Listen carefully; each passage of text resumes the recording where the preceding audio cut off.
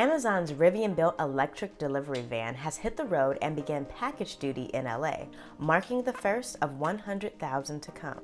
The time frame is truly remarkable. As Amazon points out, the van went from a few renderings in September 2019 to hitting the road for deliveries this month. It's a major boost for both Amazon and Rivian.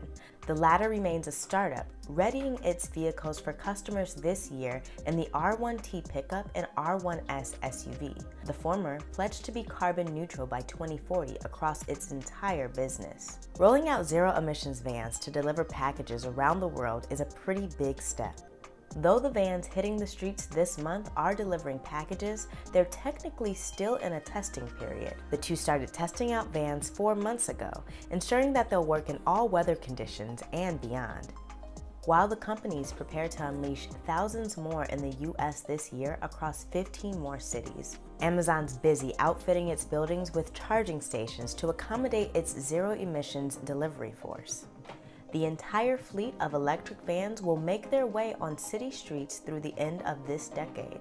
And as Amazon becomes an increasingly important company for so many Americans, fewer emissions from its services can't come soon enough.